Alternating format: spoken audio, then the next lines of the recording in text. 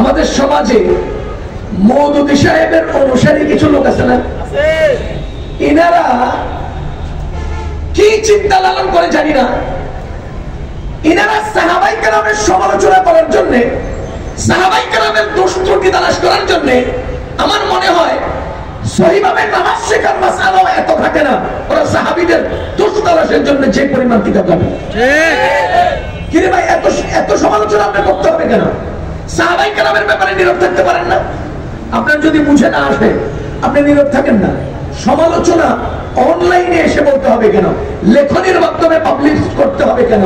সাহাবীগণের সমালোচনা আপনাকে করতে হবে কেন? আপনি কোন ক্ষেতের মূলা? আপনি কয় টাকা বেচে যান? আপনি কয় টাকা বেচে যান?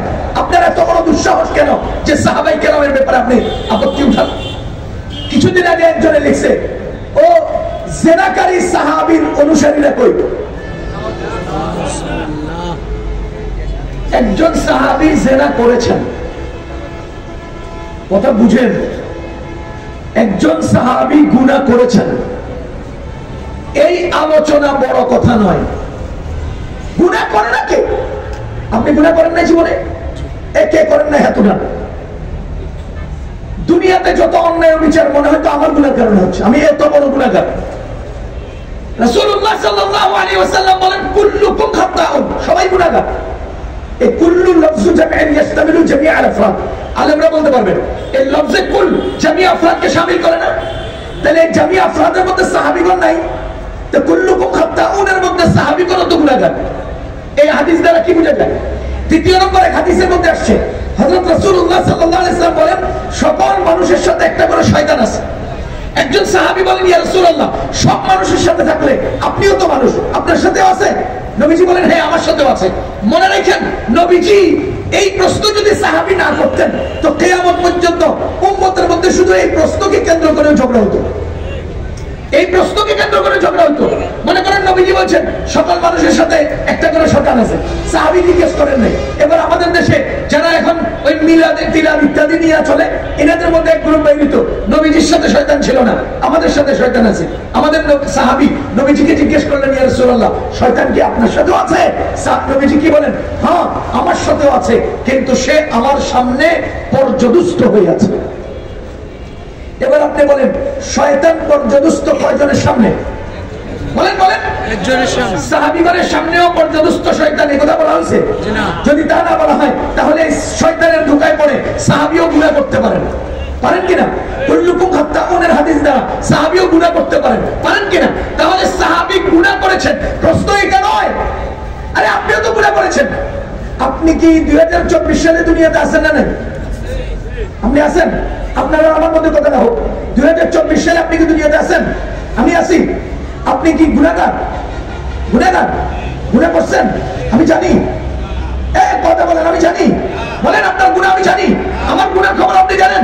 2024 সালে একই টাইম আমি দুনিয়াতে, একই টাইম আপনিও দুনিয়াতে, একই টাইম আপনি বাংলাদেশি, আমিও বাংলাদেশি, আপনি ঢাকায় থাকেন, আমিও ঢাকায় থাকি। আজকের প্রোগ্রামে আপনি আছেন, আজকের প্রোগ্রামে আমি আছি। আমার গুনাহ আপনি জানেন না, আপনার গুনাহ আমি জানি না। কি রে ভাই, 1000 বছর আগে সাহাবীর গুনাহ আপনি কেন জানেন? আপনি কোন ক্ষেত্রে বলে আপনার গুনার খবর আমি জানি না, আমার গুনার খবর আপনি জানেন না, সাহাবীর গুনার খবর আপনি জানলেন কেন? কথা কি বুঝতেছেন? গুনাহ করছে প্রশ্ন এটা নয়, গুনাহের খবর আমি জানলাম কেন প্রশ্ন এটা। সাহাবায়ে কেরাম গুনাহ করেছেন প্রশ্ন এটা নয়, সাহাবায়ে কেরামের গুনাহের সংবাদ বুখারীতে আসতে হবে কেন, মুসলিম শরীফে আসতে হবে কেন, তিরমিজিতে আসতে হবে কেন, উম্মতের কানে কানে বসতে হবে কেন, কিয়ামত পর্যন্ত উম্মত এটা চর্চা করতে হবে কেন? প্রশ্ন হলো এইটা। ও দুনিয়ার মানুষ, সাহাবীগণ গুনাহ করেছেন, এই আপত্তি আমি করি না। সাহাবীগণ গুনাহ করেছেন, গুনাহের পরে তাওবা কিভাবে করেছেন সেটা তুমি শিখতে হবে। কিয়ামত পর্যন্ত উম্মত সাহাবী থেকে তওবা শিখবে, এজন্য তার গুনাহের কথা আমি জানি। তিনি গুনাহগার, এই জন্য আমি তাকে জানি না। তার গুনাহ করার পরে সমাধান কিভাবে হয়েছে সেটা যেন আমি শিখতে পারি, তাকে যেন আদর্শ বানাতে পারি, তিনি যেন আমার সত্যের মাপকাঠি হয়। গুনাহ থেকে মুক্তির উপায় কিভাবে করতে হবে সেটা যেন আমি নিজের জীবনে আবিষ্কার করতে পারি। সেজন্য সাহাবীর গুনাহ আমি জানি, কিন্তু আমার গুনাহ তুমি জানো না। আমার গুনাহ আপনি জানার দ্বারা আপনার কোনো ফায়দা হবে না, আপনার গুনাহ আমি জানার দ্বারা আমার কোনো ফায়দা কিন্তু সাহাবীর গুনাহ আমি জানলে ফায়দা হবে কিনা? হবে। এজন্য সাহাবীর গুনাহ আমার জানার কথা আলোচনা আসছে।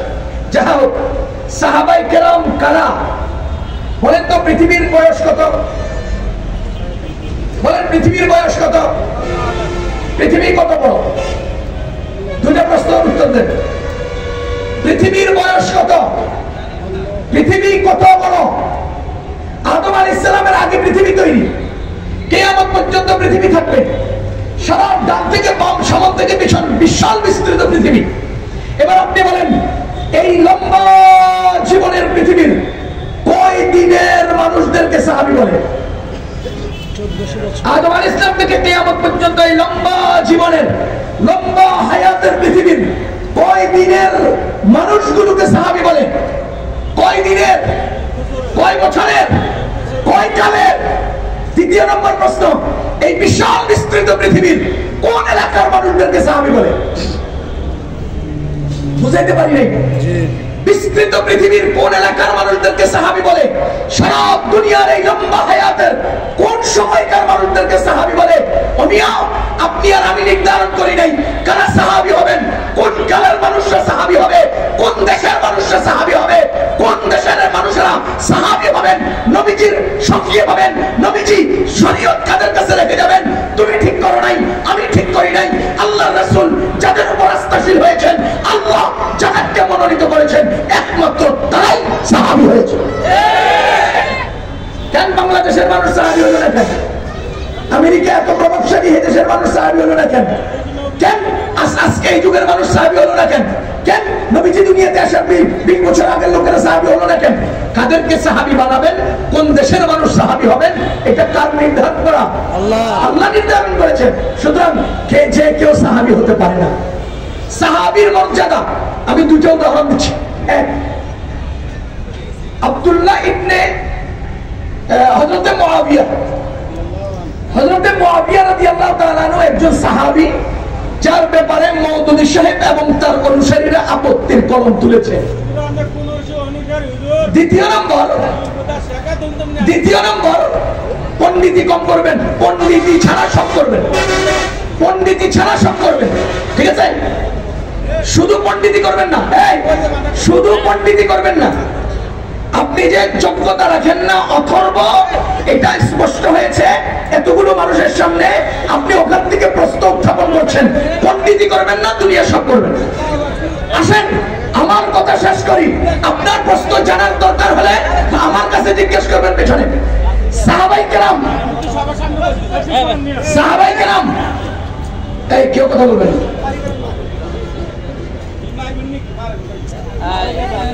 এই পাগলে, পাগলে কি পরনে লুঙ্গি রাখে? বলেন না, পাগলের পরনে লুঙ্গি রাখে। তো লুঙ্গিওয়ালারা পাগলের লুঙ্গি নাই, এই কথা বললে কি লুঙ্গিওয়ালাদের শান থাকে? চুপ করে থাকেন।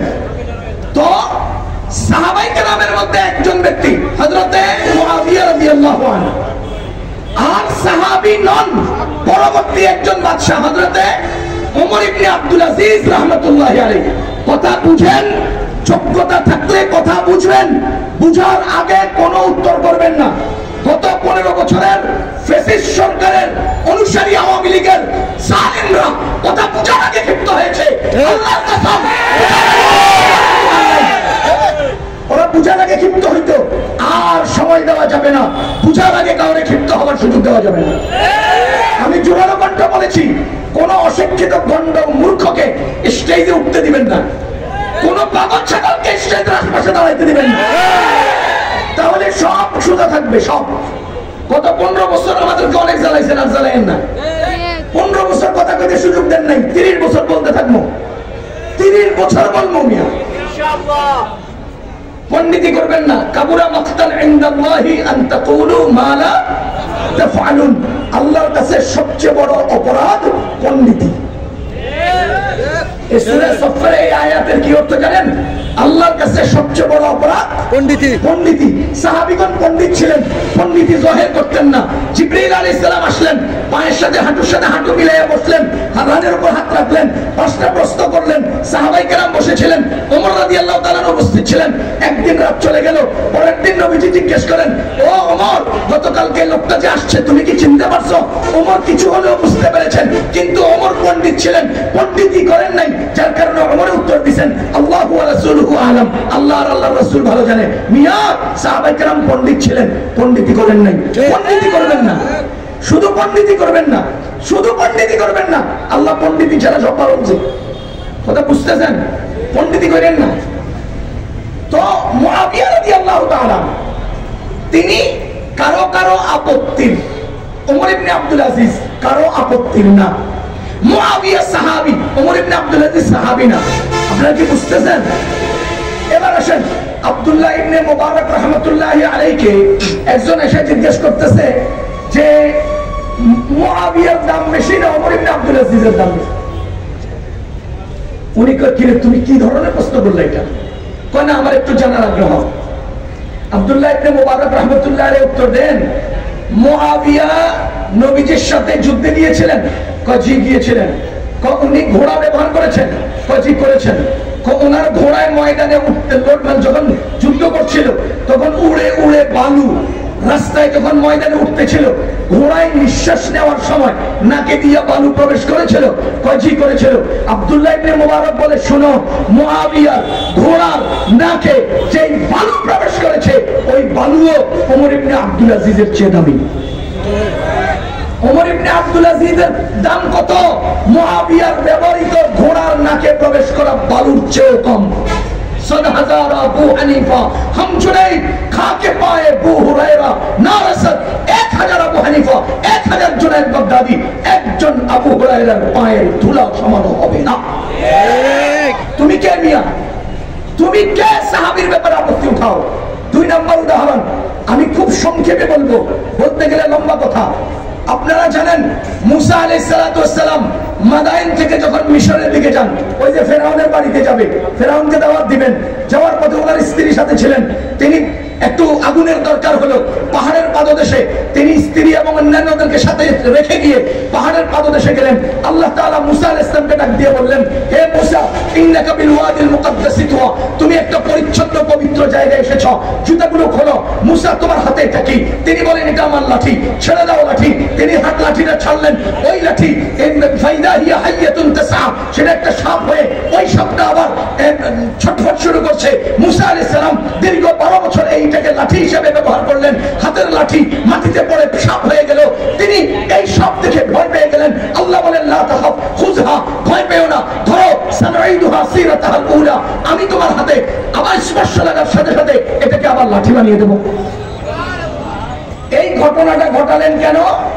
পাহাড়ের পাদদেশে একাএকি মুসা আলাইহিস সালামকে আল্লাহ স্বয়ং প্রশিক্ষণ দিচ্ছেন। শুনো, ফেরাউনের কাছে গেলে এই টাইপের একটা খেলা হবে, আসেন খেলা হবে, আজকে সব পালাইয়া বেড়াইছে। সূরা ইউনূসের মধ্যে আপনারা পড়ছেন না, ওয়াকালা ফিরআউন উতুনি বিকুল্লি সাহিরিন, হাফেজ সাহেবরা বলেন না, বিকুল্লি সাহিরিন আলিম। ওয়াকালা ফিরআউন, ফিরআউনে বলতেছে, ইতুনি, আমার কাছে নিয়ে আসো, বিকুল্লি, সব, সাহিরিন, খেলোয়াড়, আলিম, শিক্ষিত, সব শিক্ষিত খেলোয়াড়দেরকে আমার কাছে নিয়ে আসো। আর আওয়ামী লীগের সব অশিক্ষিত খেলোয়াড় দিয়া আমগুলোকে খেলা দিয়েছে। ফেরাউনের শিক্ষিত খেলোয়াড়রা তো কিচ্ছু করতে পারেনি, আমরা তো অশিক্ষিত খেলোয়াড়রা ডুবে যাবো, আমরা কত জোরে করছি, বুঝেন নেই কথা ঠিক? যাহা হোক, আল্লাহ তাআলা, আমি যেটা বলতেছিলাম, এই বর্ণনা দিলে অনেক দূর চলে যাবে। আল্লাহ তাআলা কি বলতেছেন? মুসা আলাইহিস সালামকে লাঠিটা ফেললেন, ধরলেন, মুজিজা শিখালেন, খেলা শিখালেন, খেলাতে বিজয়ী হওয়ার রাস্তা বুঝালেন। এরপরে বলেন, ইযহাব ইলা ফিরআউন, তুমি যাও ফিরআউনের কাছে। ভাই বলেন তো, ইযহাব ওয়াহিদে মুযাক্কারের সিগা কিনা? জি। ওয়াহিদে মুযাক্কারের সিগা কিনা? মুসা আলাইহিস সালাম কয়জন? একজন। এবার মুসা আলাইহিস সালাম আল্লাহ তাআলার কাছে কি বলতেছেন? আল্লাহ, ওয়াজআলনি ওয়াসীরাম মিন আহলি, আমার পরিবার থেকে আমার একজন ওয়াজির দেন, হারুন আখি, যিনি আমার ভাই হারুন। এবার আল্লাহ তাআলা বলেন কি, আমি মুসার দাবি পূরণ করলাম, হারুনকে তার সঙ্গী বানালাম। এবার বলেন তো, এখানে মানুষ কয়জন হলেন? 2 জন। আল্লাহ তাআলা এবার নির্দেশনা কি দিলেন? قال اذهبا الى فرعون, যাও তোমরা 2 জন। এটা কি তাসনিয়া মুযাক্কার হাজির না? তাসনিয়া মুযাক্কারের সিগা, আমরা হাজির মারুফ, ইযহাবা ইলা ফিরআউন। এবার মুসা আর হারুন 2 জনে কি বলতেছেন? قال, এরা 2 জন বলেন, রব্বানা, হে আমাদের রব, ইন্নানা, নিশ্চয় আমরা দুইজন, নাখাফু, ভয় পাচ্ছি, আইয়াফরুতা আলাইনা আও আইয়াতলা, ফিরআউন আমাদের উপর বাড়াবাড়ি করবে। খুব খেয়াল করেন, মুসা আলাইহিস সালাম নবী ছিলেন কিনা? রাসূল ছিলেন কিনা? হারুন আলাইহিস সালাম নবী ছিলেন কিনা? হ্যাঁ, নবী ছিলেন কিনা? তাইলে মুসা আলাইহিস সালাম নবী, হারুন আলাইহিস সালাম নবী, দুইজন যাচ্ছেন।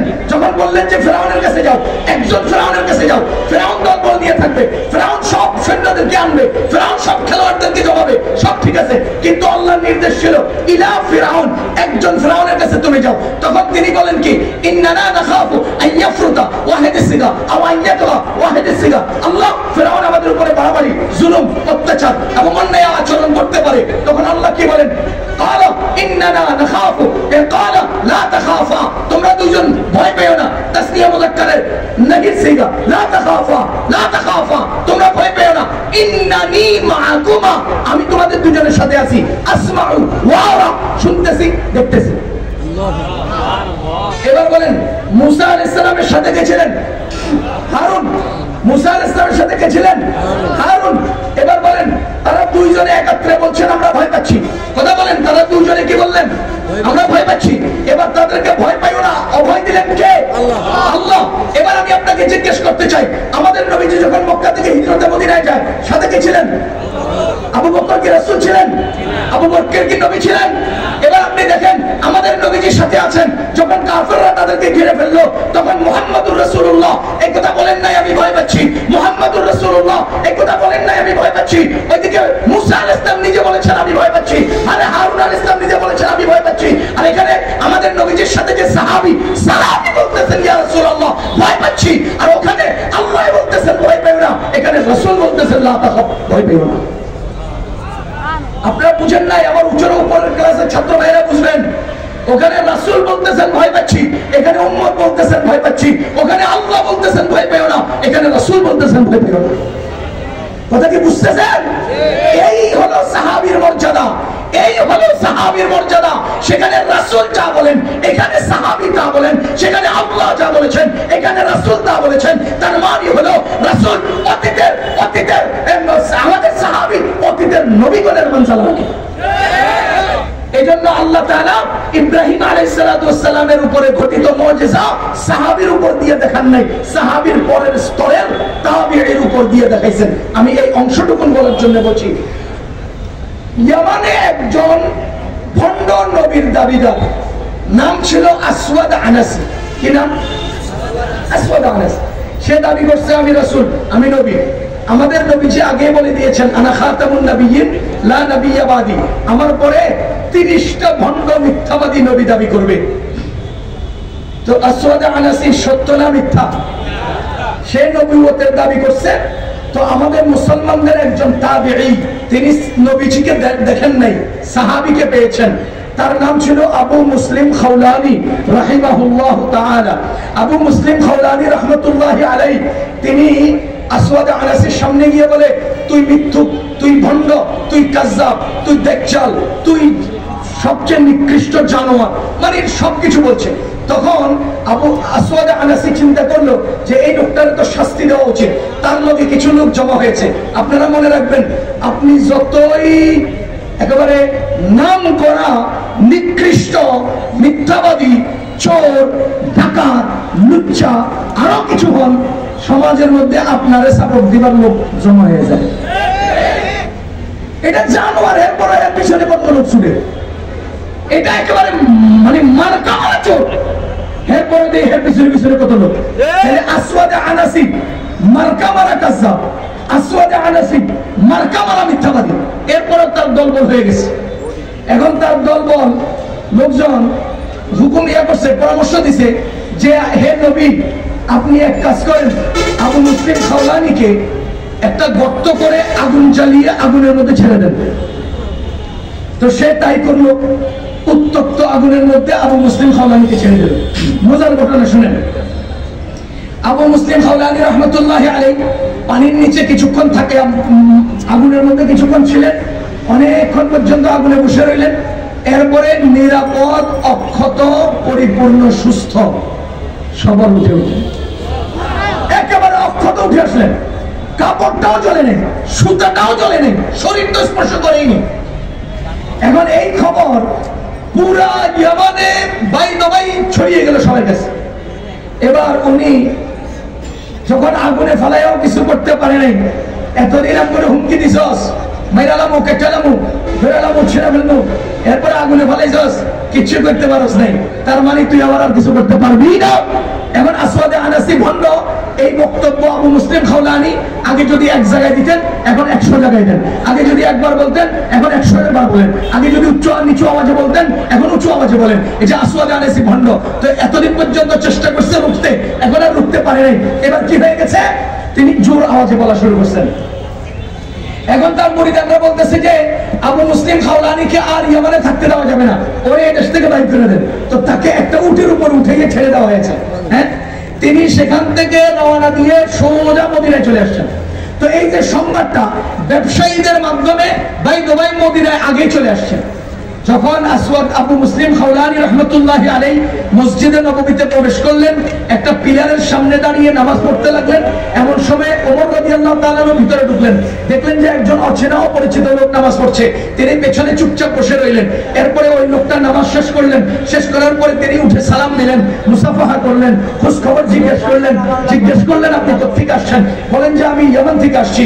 তখন ওমর রাদিয়াল্লাহু তাআলা সাথে সাথে জিজ্ঞেস করেন, আচ্ছা তাই নাকি, আমাদের ওই ভাই সম্পর্কে আপনি কি কিছু জানেন, যে এই ভাইটাকে আসওয়াদে আনাসি আগুনে ফেলে দিয়েছিল আর তিনি অক্ষত উঠে আসছেন?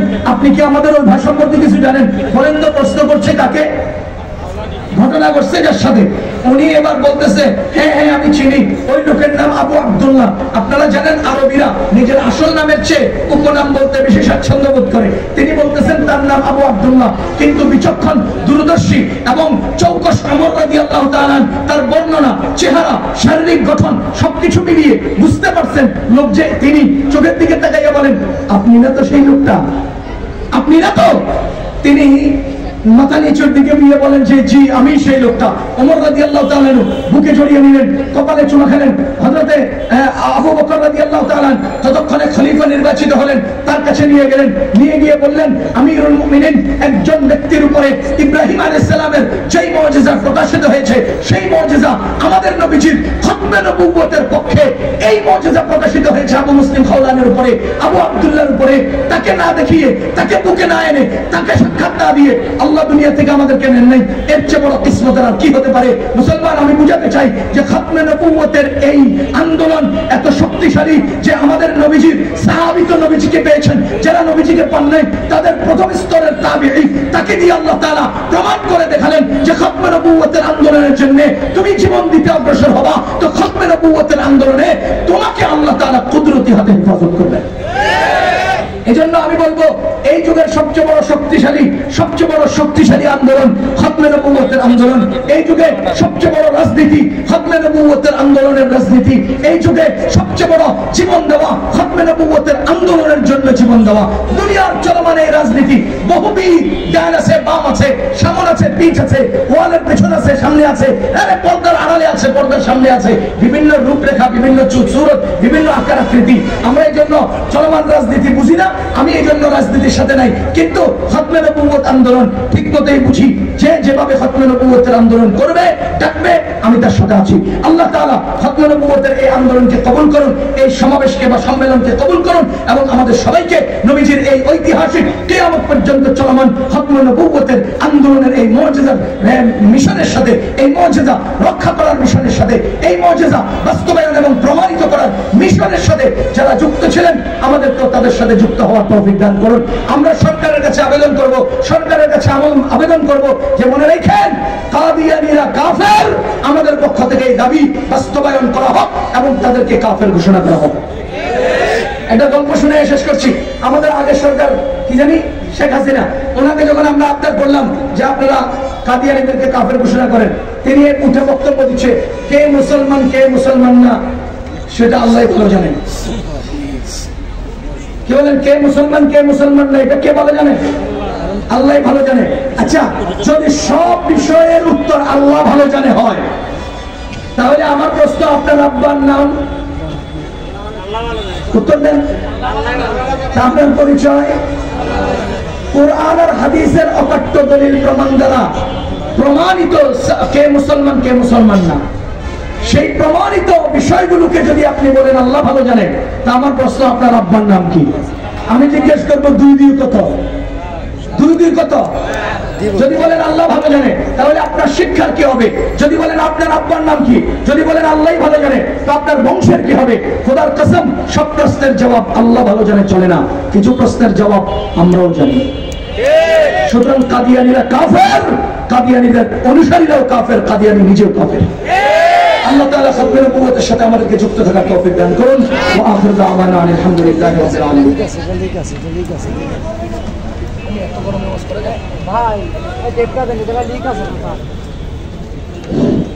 জাযাকাল্লাহ, হাইয়াকুমুল্লাহ।